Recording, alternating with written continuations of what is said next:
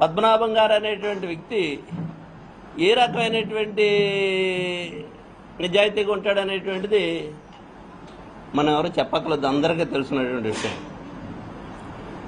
ఆయన తండ్రి ముద్రగడ ఈర్రాఘవులు గారు ఎమ్మెల్యే చేశారు, కిర్లంపూడి మున్సిపల్ గారు ఆయన. ఆ తర్వాత వాళ్ళ తాతగారు మున్సిపల్ గారు, ఆ తర్వాత ఈయన ఎమ్మెల్యేగా చేశారు, మంత్రిగా చేశారు, అనేక సార్లు ఎమ్మెల్యే చేశారు, మంత్రి చేశారు, ఎంపీ చేశారు. ఆయన ఒక పద్మనాభం గారు, ఒక రాజశేఖర రెడ్డి గారు, ఒక చంద్రబాబు నాయుడు గారు, వీళ్ళందరూ ఒక బ్యాచ్లో 78లో ఎమ్మెల్యేలు, వీళ్ళంతా కూడా. మరి వీళ్ళతోటి ఎమ్మెల్యేలు చేసినోడు ఈవేళ 2 ఎకరాల ఆస్తితో వచ్చినటువంటి ఈయన సహచరుడైనటువంటి చంద్రబాబు నాయుడు గారు ఎక్కడున్నాడు ఈవేళ? అంటే అదృష్టాన్ని ఎవడో ఏమీ కాదనిలే మనం, కానీ దుర్మార్గమైనటువంటి విధంగా ఈ ఇల్లో మీడియాకి అలవాటే ఇది. ఒక పిచ్చుకు ఒకరిని ఎవరినన్నా కుక్కను చంపాలంటే పిచ్చి కుక్కను ముద్రేసి వదిలేసి కొడుతుంటారు. పద్మనాభం గారికి డబ్బులు లేనటువంటి పరిస్థితి, ఎవరో పట్టించుకోవట్లేదు, ఆయన వదిలేశారా? ఆయన భార్య పిల్లలు అందరూ అక్కడ ఉన్నారు. తర్వాత ఎప్పటికప్పుడు జగన్మోహన్ రెడ్డి గారు ఆయన యొక్క ఆరోగ్య పరిస్థితి తెలుసుకుంటున్నారు, మాట్లాడుతున్నారు. ఈ విధమైనటువంటి దుర్మార్గంగా ఆయన గురించి మాట్లాడటం అనేటువంటి దయచేసి మిమ్మల్ని చేతులెత్తి జోడించి అడుగుతున్నాను. ఈ విషయమైనటువంటి ఆయన తిరిగి వచ్చి ఆరోగ్యంగా ఉన్న తర్వాత మీ ఇష్టం వచ్చినట్టు రాజకీయాలు చేయండి, ఆయన మీద మాకేమీ అభ్యంతరం లేదు, ఆయన సమాధానం చెప్తాడు. ఈ పరిస్థితుల్లో మానసికంగా ఆయన ఆరోగ్యాన్ని ఇంకా కుంగదీసేటువంటి పరిస్థితి, ఇది ధర్మం కాదనేటువంటిది,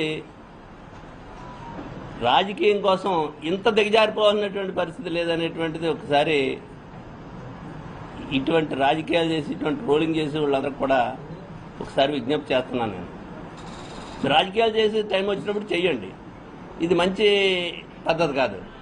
దయచేసి ఆయన ఆరోగ్యంగా ఉన్నాడో తొందరగా ఇంకా ఆరోగ్యంగా కోలుకొని ఇంటికి రావాలనేటువంటిది మనం అందరం కూడా కోరుకుందాం. ఒకప్పుడు పద్మనాభం గారు అంటే ఈ రాష్ట్రంలో కాపుల్లో మా సామాజిక వర్గంలో ఎవరైనా ముఖ్యమంత్రి అయ్యేటువంటి స్థాయి ఉందంటే రంగా గారిని వాళ్ళు మట్టుపెట్టిన తర్వాత,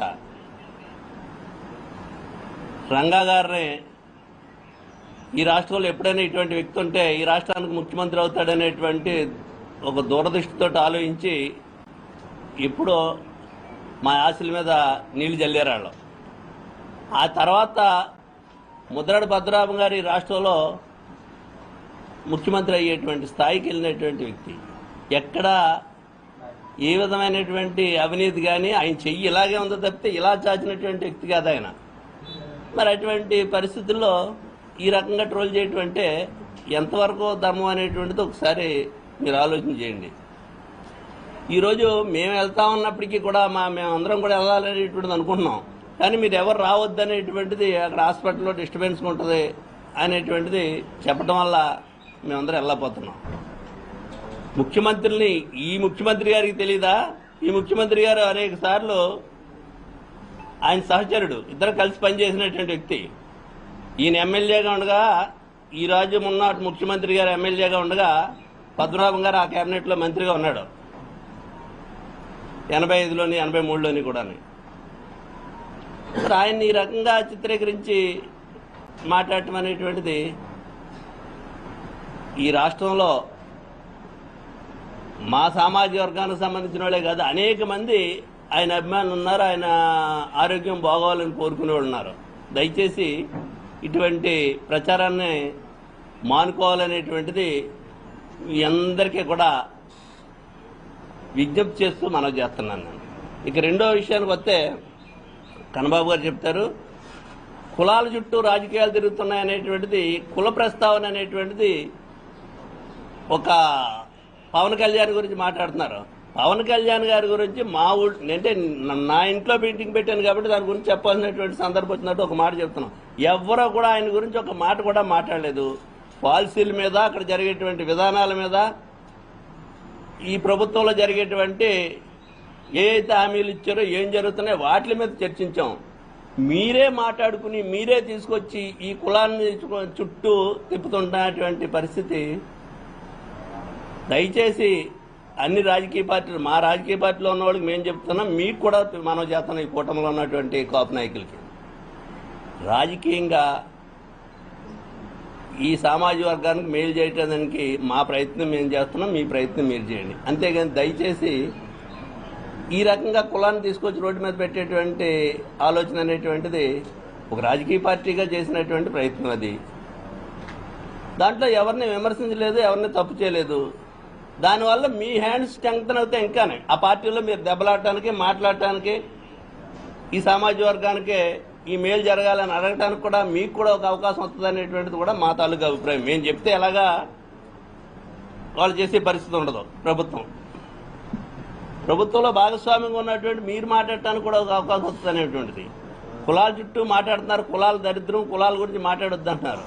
ఈరోజు ఇప్పుడే చంద్రబాబు గారు ఇందాక చెప్తున్నారు, ఈరోజు ఎక్కడో ఒక మీటింగ్లో మాట్లాడుతూ ఒక ముఖ్యమంత్రిగా ఈ రాష్ట్రంలో ఉన్నటువంటి ముఖ్యమంత్రి గారు మాట్లాడుతూ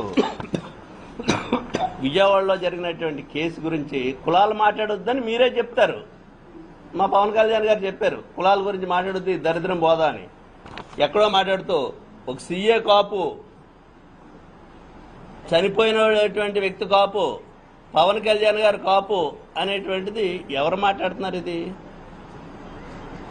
ఈ రాష్ట్ర ముఖ్యమంత్రి గారు ఫంక్షన్లో ఎక్కడికో కార్యక్రమంలో వెళ్ళి మాట్లాడినటువంటి విషయాలు ఇవి.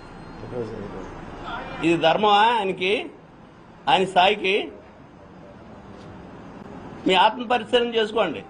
పవన్ కళ్యాణ్ గారు మీకు కూడా చెప్తున్నాం, కులాల గురించి మాట్లాడొద్దని చెప్తున్నారు. మేమెవరో కులాల గురించి మాట్లాడలేదు, ఇది ఎవరు మాట్లాడారో ఒకసారి మీరు పరిశీలించండి. తీరికి తీసుకొచ్చి మా మీద బురద జల్లేటువంటి కార్యక్రమం చేస్తున్నారు. దయచేసి ఈ రాష్ట్ర ప్రజలందరూ కూడా జరిగేటువంటి కార్యక్రమాలు ఏ విధంగా దీన్ని కులాల చుట్టూ తిప్పుతున్నారు అనేటువంటిది పదే పదే మీరే మాట్లాడుతున్నారు, మీరే సమాధానం చెప్తున్నారు, మీరే తిడుతున్నారు మళ్ళీ.